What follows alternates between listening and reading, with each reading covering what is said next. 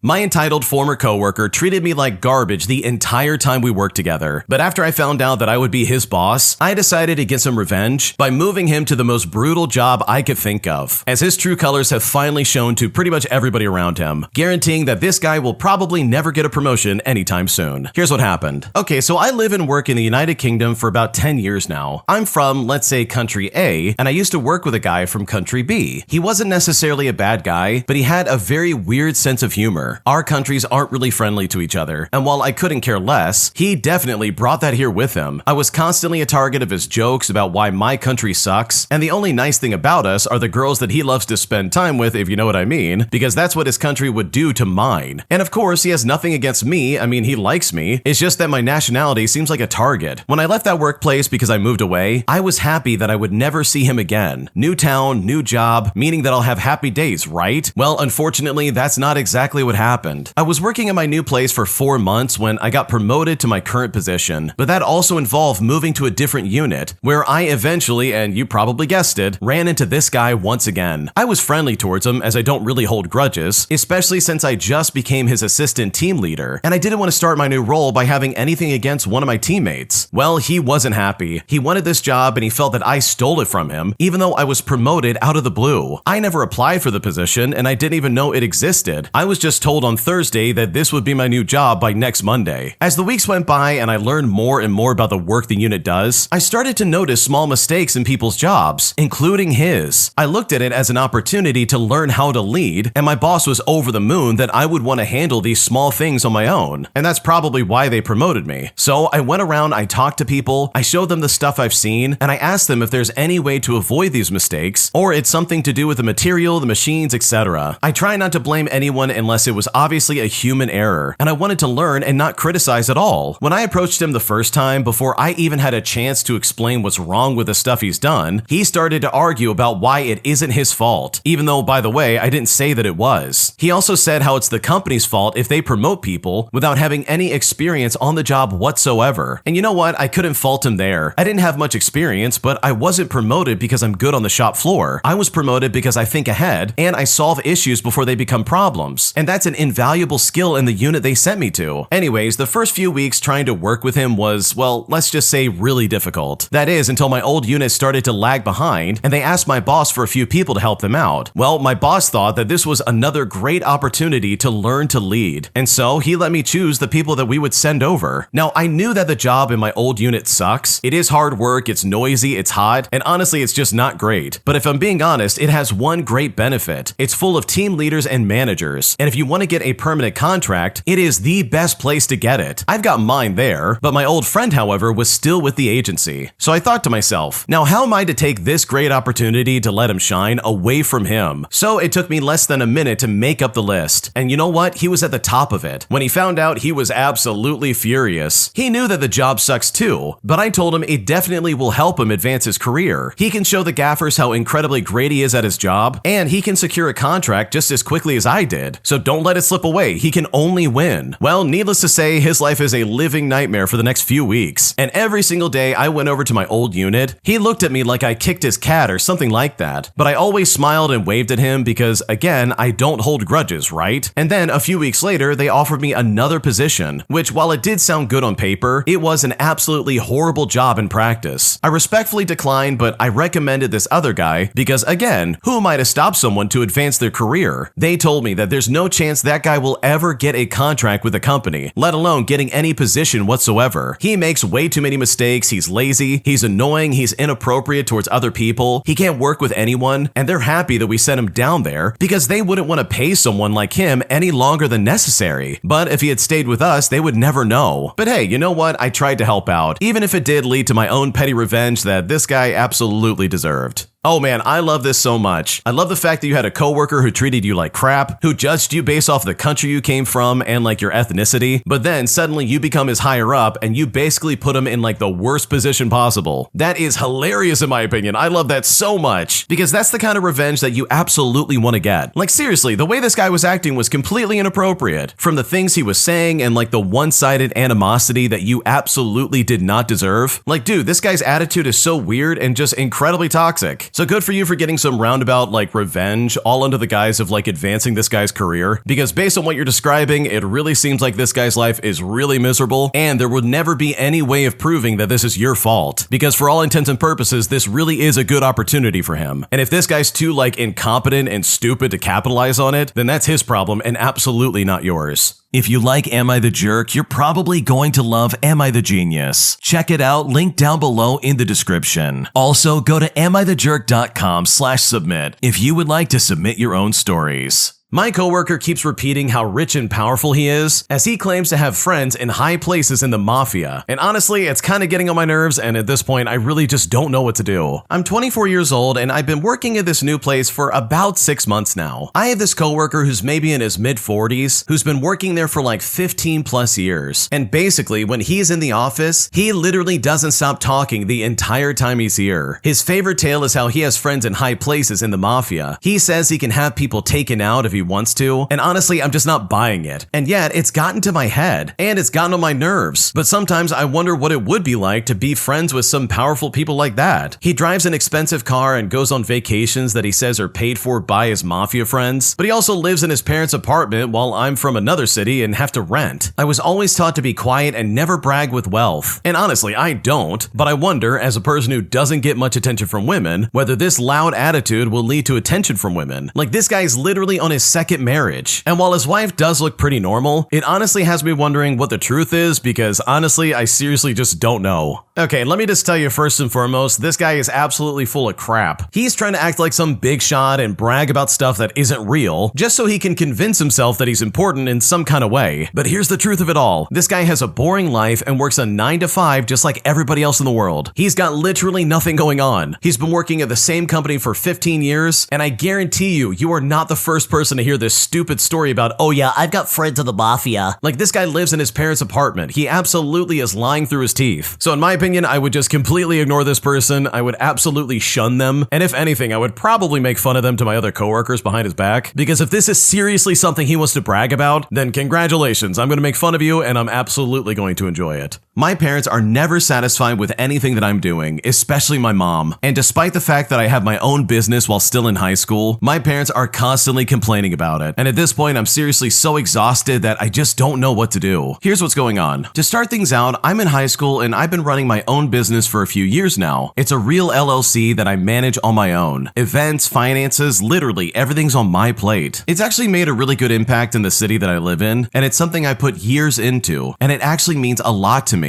But my parents, especially my mom, constantly complain about it. They don't like the driving, the time, or the effort involved, even though they mostly only do the driving part. What makes it confusing is that they brag about my business to their friends like it's their accomplishment, but at home, they treat it like it's some kind of inconvenience. Academically, I'm doing fine. My teachers always tell them I'm respectful, mature, and responsible. They compliment my character and work ethic every conference. But my mom always looks for something negative to focus on. It feels like the goalpost moves every time I reach it. I also used to have a retail job, with my shifts ending as late as 3 o'clock in the morning. My parents complained every time they had to pick me up, so I just quit to make things easier for them and decided to focus on my business, which only has a few events a month. But even still, they complain no matter what. Recently, my mom told me that she would actually prefer picking me up at 3 o'clock in the morning from a retail job instead of driving me to business events where I'm doing something I care about. And honestly, that really hurt. It made me feel like she would rather I just exhaust myself doing something that's meaningless to me than support something that I've built. And here's the part that really makes everything even harder. My dad is an alcoholic, and my mom is addicted to the spicy grass, if you know what I mean. Because of that, I've never smoked or drank anything in my life. I've seen the consequences up close, and honestly, I want nothing to do with it. But somehow, my mom still says that I'm a bad influence on other people. I don't even understand where that comes from, and it feels unfair considering I'm actively avoiding the same habits they struggle with. They also tell me to save for a car, but it's like, dude, I'm already paying for so much. For starters, I'm paying for my own food. And yes, I do pay for my own food, but I do typically have food at the house as well, even if it's not the most enjoyable things to eat. I also pay $60 a week for gas, for a car that I don't even own. I pay for my own clothing, my braces, my college fund, and my personal hygiene. I'm trying to do the right things here. I'm working, I'm saving what I realistically can, and I'm staying out of trouble and taking responsibility for myself. But no matter what I do, it feels like it's not enough enough for them. I graduated in a year and a half, but the stress at home is starting to get to me. I'm tired. My body's shutting down. My hair is thinning. My cycle is skipping months and I just look terrible. I'm doing everything that I can and it just feels like I'm still being judged or just dismissed. And at this point, I seriously just don't know what to do. Oh man, your parents suck, especially your mom, dude. From the sounds of it, it kind of seems like she's super jealous of the fact that you're making something of your life, while she on the other hand has done absolutely nothing to make things better for her or her husband. Like, holy crap, you're in high school, probably 16 years old, and you already have your own business? That is a big deal. Some people never make that plunge ever, but here you are going to events and doing all this stuff on your own. And if I'm being serious, it really just sucks that your mom's not more supportive of this. You would think behind closed doors they would want to praise you just as much as they brag about you in public. And the fact that you're paying for literally everything in your life,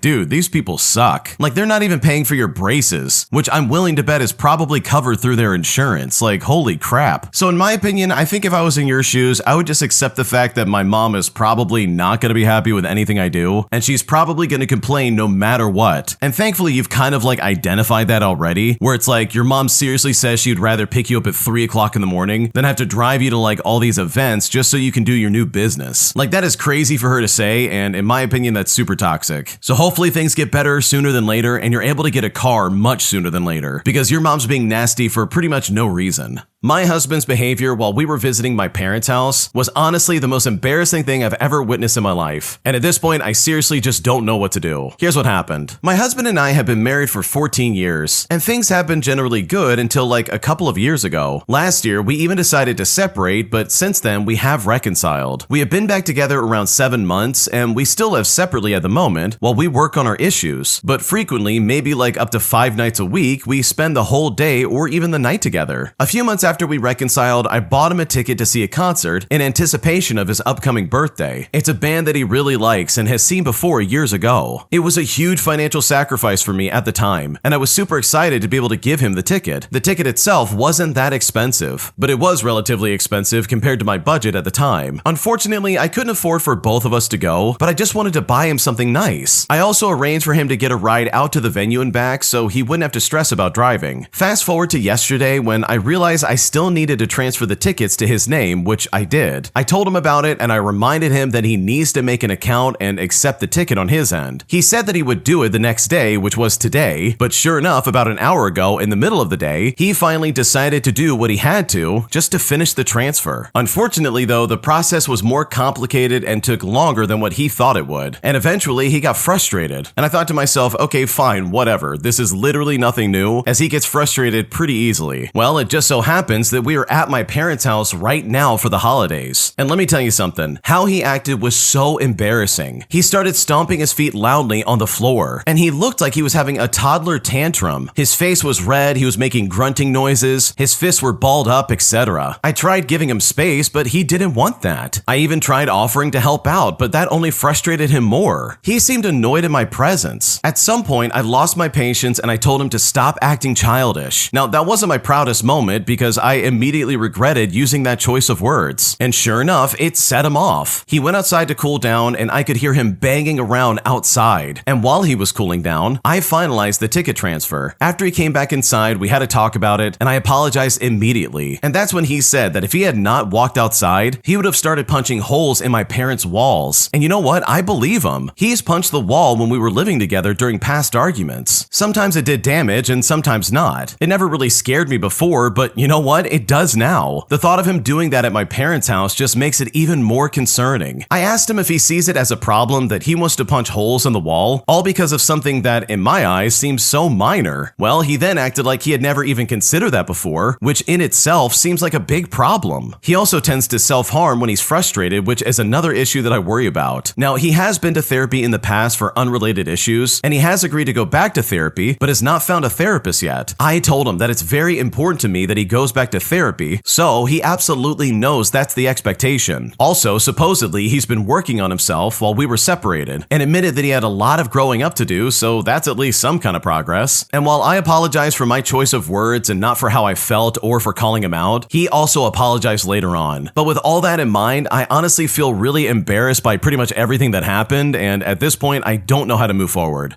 Okay, I have got to be honest here, your husband sounds like a nightmare. This guy is a fully grown adult stomping around the place all because a ticket's not going to transfer, you know, the very ticket that you got him as a gift. Like, dude, have some patience. Sit down, take a nap, literally wait for this stuff to transfer over and be done with it. The fact that he was like, oh man, if I didn't go and cool off, I was going to start punching holes in your parents' walls. And for me, what starts as punching holes in the walls quickly turns into like punching people around you. And that is absolutely unacceptable. Like, seriously, there's no good excuse. And I don't know about you, but like, if I'm visiting someone's family, I'm going to be on my best behavior regardless of what's going on. I'm not going to sit there and throw a temper tantrum all because something's not transferring over when I want it to. Like, if I'm going to do that, I'm going to go to my car and do that. I'm not going to freak out in their house. Like, what is going on right now? This guy lacks so much class. Like, what's going on right now? And for me, it just really is upsetting to see that the original poster is apologizing for anything in this scenario, because holy crap, you haven't done anything wrong. You literally got this guy a gift and he's the one acting like, oh my god, the world's falling apart. Like, this is such a weird thing to get pissed off about. Like, I don't know. This is just not okay in my book. So yeah, I'm kind of understanding why you split up between the two of you, because in my opinion, your husband's behavior is incredibly obnoxious. My mom demands that if I'm going to be working for the family business, then I need to clock out at 5 o'clock no matter what. So I decided to maliciously comply in a way that she probably will never forget. And I'm honestly pretty satisfied about it because she had nothing to say as I walked out the door. Here's what happened. I work for my parents in the real estate and farming industries, and a few years ago, the agent in charge of collecting rent money got held up somewhere on the day we were supposed to check the validity of the payments made. I don't remember what the reason was at the moment, but I wanted to be done with the work on that same day. This endeavor had us working until like 10 o'clock at night, but I didn't care. At least the work was done. When I got home, and yes, I still live with my parents at the time, my mother was absolutely livid. She said to me, "What do you mean you worked until that late? Why didn't you postpone it until the next day?" Among all these other questions. She then said that under no circumstance was I to ever work past 5 o'clock p.m. Now, we rarely worked overtime, so I didn't give it much thought. A few weeks later, about 10 minutes before 5 o'clock p.m., my mother comes to the office with my aunt, and this was not uncommon for her to do, and she usually only stayed for like 5 minutes before leaving. On this particular day, she didn't leave as early, and by 5 o'clock, I found her still in the office. And it's right about here that my malicious compliance comes into play. 5 o'clock comes around, and I start to pack my laptop, my charger, and my mouse. She sees me packing and then says, "Wait, where are you going? The day is not over." And it's here that I looked at her and I said, "But mom, you said that under no circumstance was I ever to work past 5 o'clock. And it was here that my mom just laughed it off. Most likely because my aunt was there and she wanted to try and save face.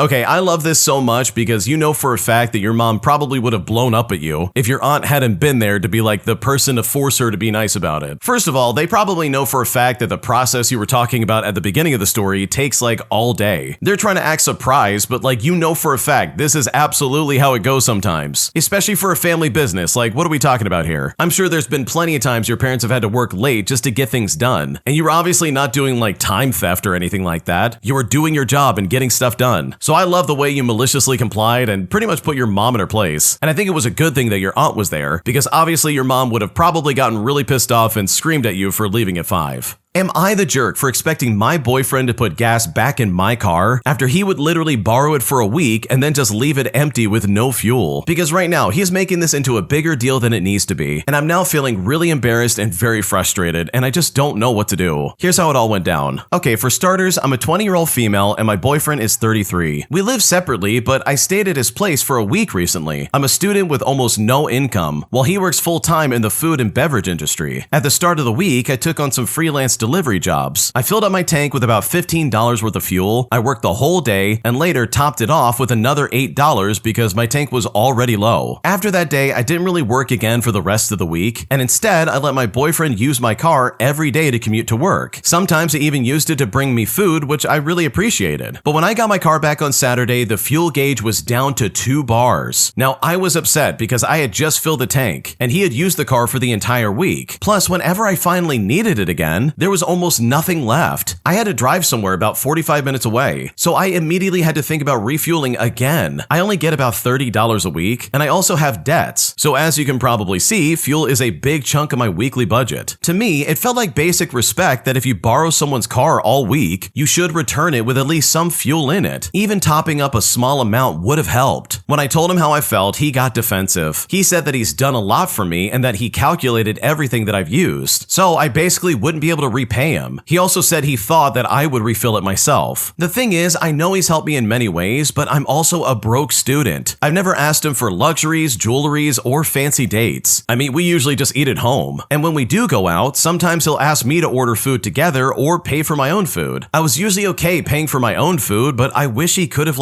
princess me just a little bit and offered to pay at least, because I would literally feel pressured to pay so that I don't seem ungrateful. And if I'm being completely honest, it's mentally and financially exhausting. There were even weeks before this one where I filled up the tank, but I didn't get to use my own car because he borrowed it the entire time. And now he's saying that he should start charging me for everything that I use, which really hurt because he knows I can't afford to split everything 50-50. All I wanted was something small. If he used my car the entire week, don't return it nearly empty. It makes me sad because part of me feels like, okay, shouldn't a grown man with a steady job be just a little bit more thoughtful? Shouldn't he consider my situation? I don't have the luxury of casually spending extra money on fuel every time someone else drains it. I already feel guilty for being poor, and I just don't want to feel guilty for asking for basic courtesy. I didn't ask for much, just please don't leave my tank on 2 bars after using my car all week. So am I the jerk here? Because at this point, I'm honestly at a loss. Okay, honestly, you are not the jerk, but dude, this is a really sketchy situation. You not only have a boyfriend that's 13 years older than you, but from the sounds of it, it really seems like he's being manipulative about your situation. He's taking advantage of you and basically saying, oh wow, I should just charge you for everything like you're charging me. But here's the thing, the original poster is 100% correct. The most courteous thing you could do is fill up the tank and be like, hey, here's your car back with some fuel in it. Thanks for letting me use it all week,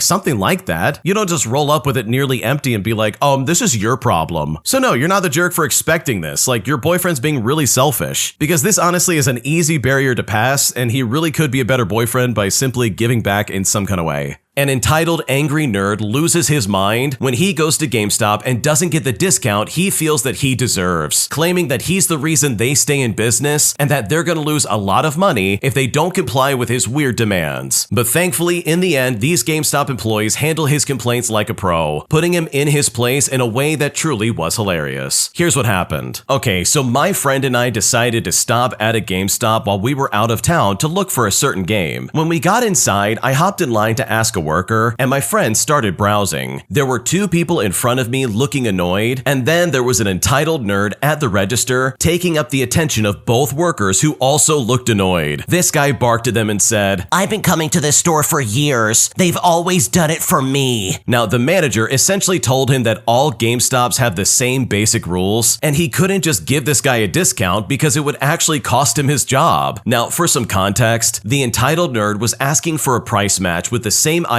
at Best Buy. However, the one employee rung it up at that price and put the pro member discount on top of it, which by the way only took off $7 extra. Well, the manager told the worker that they can't apply that discount on top of a price match. Well, this entitled angry nerd just went off. He started screaming, I want to see your paperwork. Show me where it says you can't do that. I've been coming here for years. You're going to lose all your business if you don't give me at my price. I mean, the dude literally turned red in the face, yelling at these guys. The manager walks off and returns with some papers. He stands there and reads through the papers and then just smiles. Oh, actually, not only can I not apply a discount to a price match, we are not even allowed to price match at all at this location. Oh no. He then proceeds to hand the papers over to the angry nerd, who is hemming and hawing and steaming from the ears. The workers help the line that has piled up, while the angry nerd reads over the papers multiple times and realizes he's not going to get the thing he wanted unless he pays full price. So, in the end, the thing he wanted would have cost him well over $200 instead of $170, all because he wanted it for $163. And I've honestly never been more satisfied watching someone self-sabotage in my life. Wow, this guy really tried to act like a big shot at this GameStop. Seriously, the way he was acting was completely out of line. He not only tried to claim that he gives all these people so much business, but he also really tried to be like, oh yeah, you're gonna lose all your business if you don't have me. It's like, dude, what are you talking about? Your first mistake is that you shop at GameStop, but your second mistake is pretending like you are anybody to them. Because as somebody who's worked customer service in their life, I can guarantee you those workers are not thinking, oh no, the fact that he's leaving means that we're gonna have to shut down. They're probably thinking, oh good, he's gonna leave. I really hope I don't have to deal with him again. So honestly, good job to the GameStop employees. They handled that perfectly because I seriously don't think anything would have stopped that guy from screaming at them unless they gave him cold hard facts. Because in the end, that's exactly what this guy needed just just to shut up. And if he had just kept his mouth shut, he could have had some kind of discount for his item instead of inevitably needing to pay full price. If you like Am I the Jerk, you're probably going to love Am I the Genius. Check it out, link down below in the description. Also, go to amithejerk.com/submit if you would like to submit your own stories. My entitled mom constantly finds a way to blame me for everything wrong in my life or in her life. And I'm honestly so sick of the way she treats me and all the gaslighting and complaints I have to endure at her expense. Here's what happened. Okay, so I have so many stories that I could tell on this subject because honestly, if something goes wrong, my mom thinks that I'm an evil person who causes everything that happens in my life or in her life. I'll tell you one story when my dog got injured as a puppy, and as a note, he is 100% fine now and he's living his best life. But when my dog was about 4 months old, he was jumping around for a treat but landed awkwardly. It was literally a complete accident. As soon as he landed, I knew something was wrong and I took him to the vet. It turns out he had a tibial tuberosity avulsion, which is a common break in young dogs and requires surgery. Now, this was before I was no contact with my mom, so I kept her informed and she heard how worried and upset I was. Luckily, my dog was able to have a couple of pins placed and recovered really quickly, but the surgeon told me that there was a small chance he could need a second surgery if the pins happened to displace as the leg grew. Well, fast forward 1 year, and suddenly we can tell his leg hurts once again. He won't even put weight on it. I call my mom and she immediately launches into a tirade that I did something to him, I'm treating him awfully, and that I'm constantly forcing him to run around too much. She said that I force him to exercise when he doesn't want to, and that this is all 100% my fault, and that now I had ruined his leg and his life. This was incredibly upsetting and very cruel to me. I had just called her because I was worried about my dog, and she knew the original situation, but in reality, this was just the pin displacement as the leg grew. The vet removed the pins and it was no longer a big deal. He was back to normal almost immediately. Fast forward another few months, and the topic of my dog's leg comes up in a conversation with my mom. She insists that I called her and told her that I mistreated my dog by running him too much, and that she had spent so much of her time talking me out of that mental space, and that she's such a good person for supporting me through such negative thoughts. And when she said that, honestly, I was blown away. And you know what? This is just one example, but she will always twist every story and gaslight so that she is the complete victim and I'm the one causing the problem. And honestly, after dealing with this for so long, I'm seriously so done with my entitled mom. Okay, your mom sounds insane. Like she is literally trying to gaslight you and change history. So first she's gonna be like, oh yeah, this is all your fault. And then fast forward a few months and be like, oh yeah, I helped you through that situation. I'm such a good mother. Like, no, you're not. You're insane. Like, who in their right mind would act like that? So truly, I think it makes sense as to why you went no contact with your mom, because based on the way she acts, it sounds like this is a constant issue. So to that end, I don't blame you for stepping away. Am I the jerk for essentially tossing my housemates' food away, all because they kept using a portion of my fridge? Because right now they are very angry with me, and at this point, I seriously don't know what to do. Here's what happened. Okay, so I live in a rented house split 3 ways. I did not know my roommates before meeting them, and all was decided by the landlord. When I first came in, I was informed that specific cabinets and fridge spaces belong to certain people. For example, the left side cabin belongs to the renter assigned as number 1, the middle was assigned as number 2, and the third was assigned as number 3, and so on. This was told to me by the landlord, it was on my contract, and the 2 housemates seemed to uphold this rule since when I first came in, the right side cabinet and the bottom fridge was stated to be mine. I was strictly told to not impede or use the items of others, and honestly, all was well. In fact, I like this rule very much. The problem came when I did some minor grocery shopping and saw some stuff that definitely wasn't mine in my section of the fridge. There was an almond milk carton and some chicken. Now, I was a little annoyed, but I texted the group chat to ask who it belonged to and why it was in my section. Housemate number 1, we will call Leah, said that it wasn't hers, and it was confirmed when housemate number 2, who we will call Cheryl, said that it was hers and just needed temporary space because her section was full. Now, I was a little annoyed, and I texted that I would have appreciated her asking me first, but I get that she just needed temporary space. I asked her to please come move her stuff or at least let me squeeze into her section because I just picked up my own groceries. Well, she refused and said that she was too busy, that she already tried to squeeze it in. I replied that I'm moving her stuff out of my section because I can't let my stuff rot. I then asked Leah in the chat if she would mind me putting Cheryl's stuff with hers, and Leah said no, and I respected it. I left her carton and her chicken plate on the counter, and I put my groceries in and went about my day. Well, problems came to a head when Cheryl asked to speak with me in the living room. She basically went off on me for tossing her food away because the chicken and the milk weren't good or safe anymore after being left out. I said, I'm sorry, but that was my space in the fridge. Then Cheryl asked me to compensate, but I refused. She said that she'd get the landlord involved for touching other people's items, and I got a little hot-headed when she said that, and said that I'll just get at her for using other people's space. Leah yelled at us to shut up, and that we're both just being childish, and that threatening the landlord is a low blow. So honestly, am I the jerk in this scenario? Because at this point, I seriously don't know what to do. Honestly, I don't think you're the jerk. Your roommate overstepped their boundaries and tried to push you around, and basically try to break one of the rules in your contract as tenants. Like, she broke the rules, not you. And to top it all off, you just bought groceries. Like, it's not fair for you to be stuck with no space in the fridge, all because your roommate wants to be selfish. So no, I don't think you're the jerk, and I think your roommate was completely out of line. Am I the jerk for telling my sister-in-law that her family can't stay at my beach house any longer, even though they helped build it? Because after receiving several complaints, as well as seeing evidence of their entitlement towards my property, I am very upset with her, and at this point, I seriously don't know what to do. Here's what happened. I'm 31 years old and my husband is 38, and we live about 3 hours away from my sister-in-law's family. Her family consists of her husband, and her 2 kids. A few years ago, my husband and I bought a really rundown property on the coast, and this place was a couple of hours from where we live. I wanted to make a project of fixing it up, and my husband liked the idea and was happy to support it, but it was mostly my project. I really put a lot of effort into fixing it as cheaply as possible. I went over and stayed there for many nights and literally did a lot of construction, with my husband coming and helping about half the time. I sourced recycled wood and such, so almost all the materials are found in some way. Once it was partially finished, I thought I could enlist my sister-in-law's help, so I told her about this project and asked if she wanted to come stay over for a few days with her family and help me finish up the work. She brought her kids and husband and slept out on the deck and did things like painting and building some furniture. When it was finished, it was really beautiful. We started renting it as an Airbnb and have had some good success with it so far. Now, I did say that my sister-in-law's family could come stay anytime because they help with it. There is 2 parts to the house that have separate kitchens and bathrooms, so we've tried to keep the top for us and my sister-in-law's family and the bottom for the Airbnb. Well, last week they were there at the same time as some paid guests. I got a complaint from the guest afterwards that my sister-in-law's kids had made fun of their kids and that my sister-in-law told them that this was their house, so guests don't get to dictate how their kids behave. I then decided to ask my sister-in-law about this, and she said their kids wanted to play with the guest kids on the beach, and the guest kids tried to ask her kids to leave them alone, but they wouldn't. They were playing volleyball and her kids were much better, and according to her, she was rightfully proud of it. Well, I got really upset, and I told her she wasn't allowed to stay there anymore if she can't be considerate of the fact that this is also a business, and you can't just be a jerk to customers or anybody. Well, now she's saying that I'm a jerk because I promised she could stay there anytime. So honestly, am I in the wrong here? Because right now I'm really frustrated and I'm not sure which direction to go. No, I don't think you're the jerk at all. I think your sister-in-law is taking advantage of this beach house, and she's now under this weird assumption that she can just do whatever she wants and that there won't be any consequences. But here's the thing, if you're gonna act like a moron and disrupt a business that you are running, then guess what? They've gotta go. They are literally affecting your bottom line, and in my opinion, that is unacceptable. There is no good excuse for that kind of behavior. So for her to be like, oh, we're entitled to be here because this is our house. It's like, no, you're not. This is not your house at all. This is your sister-in-law's house, and you have now worn out your welcome. So no, you are definitely not the jerk, and I don't think you should be beholden to any kind of promise you made previously, especially when they're openly and proudly disrespecting paying customers. That is absolutely unacceptable, and if I was in your shoes, I would do the exact same thing. I grammar checked someone's college paper, and now he's blaming me for his failure, claiming that I should have fixed all of his mistakes, and that because I didn't, he got a failing grade. And I'm honestly blown away by this guy's entitlement, and I now think I'll never do grammar corrections for anybody ever again. Here's what happened. Ever since my high school days, I've been correcting some of my friends' papers. I mostly only check the grammar, but I also do some minor adjustments. For instance, I had one friend who didn't understand the concept of paragraphs until college, and this is something I do every now and then. I'm not a professional by any means, but my work has been good enough that my friends have recommended me to some of their peers. I graduated college in 2019. I'm not a teacher or a student, and I don't charge anyone anything. Whenever I agreed to do this, it's purely just for the fun of it. However, I've been doing it less and less lately, as now I actually have a job. I've also got a husband and a toddler. Also, almost all my friends have graduated. One of the exceptions is a close friend of mine who recently decided to get a second degree. His class had a pretty big paper to deliver last week, and he recommended my services to a classmate of his. I was put in contact with a classmate, we'll call him Derek for the sake of the story, who is an 18-year-old who, based on our previous interactions through the phone, seemed like a chill person. In retrospect, I'm pretty sure he was probably just high. The paper was due last Monday at 7:30 in the morning, right before the start of their class, and he had promised me that he would send it to me for grammar check at least 24 hours before. Well, on Monday at 1 o'clock in the morning, Derek finally sent me the paper, and as promised, I swallowed my frustration and I got to work. The paper was 3 pages long. As I read it, I noticed that at least half of it was very clearly written by ChatGPT. It was bad enough that I almost immediately realized the information was wrong. I think the AI confused 2 different people, which completely derailed much of what came next, even though I only had a basic understanding of what the paper was about. But it was also 1 o'clock in the morning, and the grammar for that half was completely fine, so I didn't touch it. I only corrected the offensively atrocious grammar present pretty much everywhere else. I sent him the finished paper about an hour later, and he didn't even thank me. Well, Derek got his grade back yesterday, and his paper got a 2 out of 10, and his teacher apparently told him that he was lucky to even get that. Well, his response was to send me a text message that basically said something along the lines of, "What's going on, man? Weren't you supposed to correct it?" Well, I reminded Derek that I corrected grammatical errors, and I didn't even touch the information. He had been informed of that several times by both me and my friend, especially before I agreed to help him out. He rudely continued to text me that I should have corrected the rest of it anyways, since I could tell the information was inaccurate. So, Derek, who relied on AI to write half of a very important paper, is blaming me for the fact that his teacher saw right through it. And judging by some of his text messages, I think he expected me to rewrite parts of his paper. I mean, the absolute nerve of this guy. Now, I get it. I was a student once and I don't miss it, but I would never treat anyone like this, especially someone who had just done me a huge favor. And after this incident, I am seriously considering not doing grammar checks any longer. Wow, that guy is a complete jerk. Here you are providing a literal free service, and this guy's trying to blame you for his incompetence. Like, that is super inconsiderate, especially because it really sounds like he was trying to find someone to blame if things went wrong. Like, this idiot used an AI to write his paper, and he's trying to be like, wow, why didn't you fix it? It's like, dude, that is not what I signed up for. So honestly, I don't think you did anything wrong here. I think Derek's a complete moron, and in my opinion, I think you went above and beyond what would have been reasonable, especially because of the fact that he gave it to you at 1 in the morning. My shady, entitled boss is treating me and my coworkers like absolute garbage, refusing to pay for our overtime, as well as constantly yelling at us and doing shady things. And I'm now at a crossroads, and I seriously now don't know what to do. Here's what happened. Okay, so I'm currently employed at a restaurant where my boss treats all of us like garbage. Some things have gone over the edge recently, and I am counting down my days until I will be financially stable enough to quit. Please keep in mind, we are all 18 years of age and under working here, and I'm not sure what is right or wrong or what to do. Besides the owner and cooks who don't speak English, our manager is the only older coworker, but he is the boss's son and doesn't listen to our complaints because it's normal to him. For starters, my boss refuses to pay overtime. We are located in a state where it is mandatory to pay overtime if you are over 40 hours within a work week. He has cut our pay period short in order to avoid paying overtime, and I've kept track of my hours and have most definitely worked over 40 hours in a week and over 80 in 2 weeks and never received overtime. But somehow, some way, we get our pay a few days early and it does not show as many hours, as if it were a full 2-week pay stub. I'm so super confused on that, and it doesn't only happen to me. I was actually scoffed at when I brought it up to the manager, the boss's son, as he stated that we don't pay overtime. And he even laughed at me when he said that. I mean, I was just completely speechless. He is also constantly yelling at us. He is foreign and uses it as an excuse to scream and belittle us all day. If there's a dirty plate on a table for more than a minute, he will scream and ask if we even know how to do our job. We have even gotten customers asking if we get yelled like that often because it is so loud and embarrassing. Also, he is very dirty. He will use moldy foods and he will reuse food that gets sent back because nothing ever goes to waste. And if we say anything, he tells us where the door is, basically. Also, and this is really sketchy, he used to sell illegal substances to other employees working there. And just as a reminder, reminder, everybody who works here is 18 years of age and under, if you know what I mean. And I'm talking like the really bad stuff. And he would also have parties at his house with all of us when we were like 16. He got in legal trouble, but only spent around a month in jail because he threatened us if we said anything. He even basically like blackmailed one of my coworkers, saying that he would tell the police about her issues if she said anything about his. He also talks garbage about different employees daily to all the other employees at the restaurant. Also, he will not fire you, so you can't just claim unemployment. Instead, he will just take all of your hours and leave you with one 4-hour shift and say that he doesn't have anything else when it's pretty clear that he does. And other employees recall him asking them if they could come in for more hours, and this is just so he can keep that one person with one shift so that eventually they're going to be forced to quit. So honestly, is there anything I can do about this situation? Because at this point, I really don't know what to do. Okay, you need to document everything and record every interaction you ever have with this guy. Like literally anything that is possibly weird about this place, you mark that down and take note of it. Text conversations, any kind of like written documents, stuff that he's given you or things that he said to you. Literally, if I was in your shoes, I would be putting all of that down. I would then be calling like the Department of Labor tomorrow, as well as the health department, and report this guy. Like seriously, this guy is doing illegal stuff in his restaurant. He's not paying you what you're worth. He's not giving you overtime when you clearly have gotten a lot of overtime hours. He's basically breaking like every health code imaginable by reusing food, which by the way is really gross. And this guy has a history of like having weird parties with a bunch of minors. Like seriously, this guy does not sound like a good person. And in my opinion, he absolutely should pay for his crimes. I would even take like some stealthy photos if you can of the work environment and have that at the ready as proof that yeah, things are really bad right now. But also with that in mind, why on earth are you even trying to stay at this place? Like I would not wait in my opinion. If I was in your shoes, I would either be quitting or finding another job and then leaving like the next day. Because the way he's treating you right now is not okay. This is not normal behavior and this is not a normal working environment. This goes beyond having a boss that has a bad attitude. He's literally taking advantage of you because you're young. You are just a teenager even if you are 18. So he's counting on the fact that you don't know what to do and that he can intimidate you into silence. I mean, that's why he's trying to blackmail your other friend to be like, ooh, if you go to the cops, I'm gonna go to the cops as well and report you. Like this is some shady behavior and honestly, you do not deserve this in the slightest. So seriously, I would jump on that as soon as possible because what you're describing is really sketchy and you do not deserve to work in that kind of environment in the slightest. My entitled husband went behind my back and spent over $160,000 investing our money in baseball cards. And now that the truth has come out, I'm in the process of trying to get my money back that he spent on these cards. And as a result, he is absolutely losing his mind on me, saying that I have no right to try and get my money back and that if I keep trying to do this, he's going to divorce me, sell our house, and dissolve our business. And at this point, based on the way he's acting, I seriously am at a crossroads and I now don't know what to do. Here's what happened. So my husband spent $160,000 investing in baseball cards without telling me. During the same time, he would get mad at me for spending money on meal plans or salon services, and I would get yelled at for my disrespectful spending and my financial goals not aligning with his, or at least so he'd say. And he did most of this spending on his personal credit card that he paid for with our joint bank account. For a long time, I didn't have access to our online banking, so I didn't see the amounts he was paying in his credit card. But whenever I would question a $2 payment or a $4,000 payment, he would always have some kind of excuse, and usually say it was for the family or from the grocery store. And he would also refuse to show me any of his statements. Well, one day, driving to lunch, he mentioned how my friends owed him for the concert tickets that I had used his card to buy, and so I agreed to get the money from them. In mentioning the card though, I remember just seeing another $4,000 payment come out of our joint bank account. Now this was after about 2 months ago when he promised that he had a $2,000 balance and was going to pay it off and stop using it. So I said to him, I thought it was going to be paid off in a couple of months. And honestly, that's all that it took. He launched into me about how I ruin everything, how we just can't enjoy the day, and this is why my relationships never work out. He just went on and on, eventually dropping me back off at our house and then just left. It was this outburst that made me realize realized there was more going on. After lots of back and forth and digging, and finally getting him to give me access to his credit card statements, I added up nearly $160,000 in 3 years that he had spent. I already realized the financial sketchiness that has taken place on many levels, and there is so much that I'm just not including. But during all of this time, my husband met with a divorce lawyer and then begged me for another chance, and that was about a year ago. We are still together, but as you can imagine, the financial issues are one of the many issues that we have. At the time, I realized what he had spent and that I was so ill-prepared for a divorce that I started transferring money from our joint account to my personal every single month. My goal over time is to take back my half, which would be about $80,000, and invest it how I want to invest it. Now, he was, of course, really mad, but I basically said, oh well, he should have considered me when he spent it, and I was only correcting his wrong. Recently, he made sure the money wasn't in the account when my transfer was scheduled. He did this 2 months in a row and said that I could no longer do this. I waited for money to be there and then I did the transfer anyways. And when I did that, he went nuts. He was telling me that I'm a rat, that he's gonna sell the house and dissolve our business. He says that it's wrong for me to try and get even and that I should just let it go. Now, the money is just sitting in my account as I have not spent any of it. So honestly, am I the jerk for trying to take my money back over time? Because right now, I seriously don't know what to do. Wow, this guy is insane if he thinks this is okay in some kind of way. For reference, according to the original poster, there are literally baseball cards everywhere. They're organized in sleeves and boxes, and they are also PSA graded, which basically means they're in really good condition in like a plastic container, more or less. And like, I can understand that as like a side hobby, but to literally spend over $100,000 on that hobby, in my opinion, is insane. That's like an insane level of money that he's spending on baseball cards of all things. And worst of all, he's paying it off with your joint bank account. Like seriously, how is that fair at all? Half of that money is 100% yours. So for him to freak out when you're trying to like return the favor and be like, no, I'm getting my money back, that in my opinion is so hypocritical that it really is a massive red flag. So hopefully this can work out for you in some kind of way, because what you're describing sounds really sketchy. And in my opinion, your husband is 100% in the wrong. If you like Am I the Jerk, you're probably going to love Am I the Genius. Check it out, link down below in the description. Also, go to amithejerk.com/submit if you would like to submit your own stories. Am I the jerk for refusing to allow my mom and her family to live in my cabin that I'm gonna receive when I'm 18? Because right now she's really upset with me, and at this point, I seriously don't know what to do. Here's what happened. So my dad bought a cabin before he married my mom, and it became a family place for us when he married my mom and they had me. Now, as a point of note, when he wrote his will, he left the cabin to me and not my mom. But my mom helps look after it in the meantime, but full ownership goes to me when I turn 18. Well, my dad passed away when I was 7 years old, and my mom remarried when I was 10. And my mom has 2 kids with her current husband. When my mom got engaged and found out that she was pregnant, she asked me if I would be okay with the cabin remaining for the family and including her husband and the new baby. She wanted to keep it as the family vacation spot, but said if I would turn around once I owned it completely and say that I didn't want her husband and new kids to be there, then she wasn't going to ruin any memories for them or cause them some heartache by bringing them, knowing they would no longer be able to go in a few years. I told her I wouldn't want to use it and I wouldn't let it be used by her new family, but she told me they were our family and not hers. She saw I still didn't want to let it be for them as well, so she never took them there at all. Before Christmas, my mom let her sister-in-law and family stay in the cabin because they lost their house. Ever since then, my half-sister has been asking me questions about it and wondering why she never goes there. Well, my mom told her that it was mine, and she looked after it for me until I was an adult, and she wanted the family to be safe. So then my half-sister is asking when we're all gonna go there, and why don't we ever try to stay there, and how she wants to see it really badly. My mom asked me if I had changed my mind yet, and I said no. So my mom was trying to make my half-sister less upset about it, but she would ask questions once a week about the cabin and say that she wanted to visit. Well, this really upset my mom's husband, who said it was ridiculous that a cabin was owned by the family and that they just couldn't use it. Now, he said this around me once, and I told him it's not owned by the family, it's owned by me. My mom is now blaming me, saying it put everyone in a bad position because her in-laws stayed there, but she can't bring the kids. I told her that it wasn't my fault, that she was the one who offered the cabin all by herself and I had no say in it. She told me it was the right thing to do, and the right thing to do now would be to accept that my family has changed and to let them all enjoy the cabin. I told her I can't can't stop her for the next 2 years, but it's not going to be used once I take full control. My mom and her husband both told me that wasn't the correct way to behave. They said I made my half-sister upset by letting her aunt, uncle, and cousin stay there. But yet again, I told my mom that she let them stay, not me, and she needs to own it instead of blaming me. They were mad that it implied that I would have refused to let them stay, and that I don't see how my actions are the root problem in everything. So honestly, am I the jerk in this situation? Because right now, I really don't know what to do. No, in my opinion, I don't think that you're the jerk. Here's the thing, that cabin is going to you when you turn 18. And since they're 16 years old, they have 2 years left for their mom to basically do whatever they want with it. And from the sounds of it, it really seems like your mom and your mom's husband are just trying to guilt trip you into giving into what they want. I mean, they're literally using your half-sibling as like some kind of like guilt tripping maneuver, just so they can be like, wow, you're upsetting her for not allowing anybody to be there. How could you do that? But it's like, what are you talking about? She's the one that offered her in-laws a place to stay at that cabin. The original poster didn't do that. So for her to turn around and be like, wow, you did all of this. How could you do that? Like seriously, that is so manipulative and it's just so wrong. So in my opinion, this is your cabin in 2 years. And your mom is overstepping by trying to make it sound like this is some dire situation. Because if she really wanted to bring her kids over to that cabin before he turns 18, which by the way, again is in 2 years, then she easily could do that. She could take everybody over there and have at least 2 vacations and do whatever you want. So for her to be like, oh yeah, you're never letting us over there, I can't believe it, that's just super toxic, and in my opinion, I would just completely ignore that. Am I the jerk for calling my brother a hypocrite, all because he's refusing to come to my wedding since I made it child-free? Because right now he is very upset, and at this point, I don't know what to do. So I am due to get married to my partner this summer. I'm a 27-year-old female, and my partner is 28 years old. This whole situation is about my brother, who we will call Josh. Josh is not his real name. He is refusing to come to my wedding, and I think he's being unreasonable and very childish. For a bit of context, our wedding is going to be child-free, with no kids under the age of 13. The youngest guest will be around the age of 12 to 13 years old at the time of the wedding. My partner and I don't hate children, and we had multiple reasons for having a wedding this way. Me personally, I think that weddings are mostly boring. They're unenjoyable experiences from the point of view of small children, so it's hardly surprising that they will act up. Josh has a set of twins that are 5 years old, and he has made many comments that we are selfish for having a child-free wedding, and that if we weren't inviting his kids, he is not going. Now, I can understand his perspective, but I think he's not making any effort to understand ours. When Josh got married 7 years ago, he and his wife also had a child-free wedding. Last weekend, we attended a family party, and some family members brought up the topic of my upcoming wedding. Josh scoffed the whole time and made a comment that he wouldn't know about it because he's excluded from it. His comments caused short, awkward silences, but honestly, nobody responded to them. Later, when I was talking to Josh alone, I told him he is still invited to the wedding, and he and his wife can go or not. Those are his options, and him making snide comments aren't going to change the plans. He said that I'm alienating his children, and that they will be sad about this when they're older, and that they would love to be flower girls. But I just straight up called him a hypocrite, and told him to grow up and that this was the end of the conversation. Our parents are now getting involved, and my dad told me that he and my stepmom will not be at the wedding if Josh isn't. Now, I'm not close with him for unrelated reasons, and our relationship is rocky at best, so I told him that is completely up to him. My mom is asking me to just make an exception for Josh's kids, and she said that I'm acting like a narcissist, and that we all have to make compromises sometimes. So seriously, am I the jerk in this situation? Because at this point, I really don't know what to do. Honestly, it is completely hypocritical for him to have a child-free wedding, and then complain about you doing the same thing. Like seriously, this is so weird. He's sitting there acting like, wow, you're excluding me from coming to your wedding. But it's like, no, you're not. You could just get a babysitter for your kids and then you can show up for a few hours. Like this really is not that complicated. And it's not like you're only excluding his twins. You are literally excluding anybody who is a kid. And personally, from my perspective, that makes complete sense. Like I don't see anything wrong with saying, yeah, I don't want any kids at my wedding, and I just want this to be people that are old enough to appreciate it. Because here's the thing, kids make noise and they can be distracting. Even the best behaved kids are gonna do something that might take away from the ceremony. And in my opinion, I think there's nothing wrong with saying, yes, I want to have a child-free wedding. So if your brother wants to act like a weirdo, as well as your extended family being like, wow, if Josh can't go, then we're not gonna go, then honestly, that is completely on them. And in my opinion, I don't think you've done anything wrong. Am I the jerk for getting mad at a girl who is spreading a rumor around my school that I'm faking having Tourette's? Because after I confronted her and told her that I need her to stop talking about me like that, I was the one that ended up getting in trouble. deal. And now I'm seriously frustrated and I now don't know what to do. Here's what happened. Okay, for a bit of background, I'm a 16-year-old male and I suffer from Tourette syndrome, which I was diagnosed with when I was around 11 years old. I say suffer because in my experience, it has been horrible. It affects daily aspects of my life, and it isn't something that I joke about. The other day, while I was in the library, this girl who's an 18-year-old senior came up to me and we started chatting. I'll call her Amy for the sake of the story, and Amy tells me that she heard through the grapevine that I was going around telling people that I have Tourette's when I don't. Now, for some background on Amy, Amy is friends with this girl that I used to be relatively close with. We'll call her Lily. Lily's not her real name. And Lily knows for a fact that I do have Tourette's. She used to come to my house often and only found out because she heard my mom asking me if my new meds were helping with all of my tics. I thought Lily was my friend, so I explained to her that I was diagnosed as a child and it's something that I struggle with a lot. She seemed okay with that answer and didn't bring it up again. Lily and I had a falling out around a year ago and we haven't spoken since. Well, I got upset at Amy and I asked her who told her that I had it in the first place, even though I kind of already knew it was Lily. But when I said that, she quickly tried to change the subject. Now, being extremely bothered by the fact that my diagnosis is being spoken about in conversations that don't include me, I decided to get onto her about it. I told Amy that if she thought I was faking, I could show her my diagnosis papers and records of all the tests they did on me as a kid to reach the conclusion that yes, I have Tourette's. She said I was getting defensive and rude and that I shouldn't shoot the messenger. Well, the next day, Amy's brother, who's in my math class, told me that his sister is still going around telling people that I'm faking Tourette's. He knows that Amy is a liar and just likes to look for attention, with him also telling me that this isn't the first time she's done something like this. I went up to Amy that day at lunch and I said to her, if you don't keep my name out of your mouth, we're going to have a serious problem. I don't need you talking about my medical history with complete strangers. If I hear that you keep spreading this garbage again, I'm going to get the deans involved. Well, this conversation apparently made her cry during the next period and have what she described as a bullying-induced autistic meltdown. So I got called to the counselor's office, and when I explained what happened, the counselor said I wasn't being tolerant enough and that if I didn't apologize to Amy, I would get written up and my mom would be called. So I went ahead and I apologized to Amy, but I told my mom exactly what happened. She said that I was not in the wrong and that Amy should have been the one to get punished. And while I agree with her, the school staff seems to think that I'm in the wrong and that I'm the bully. So honestly, am I the jerk in this situation? Because right now I'm very frustrated and I seriously don't know what to do. No, you're definitely not the jerk. If I was in your shoes, I would have done the exact same thing. In fact, if that was me, I would have made a much bigger scene than what you did. I think you did it the nice way, and I can think of a lot of different ways to try and make this a lot more unpleasant for Amy. Because she's literally doing exactly what her brother described. She's literally just trying to cause problems in your life all because she wants attention. And that is seriously obnoxious. Like, who in their right mind would go up to someone and be like,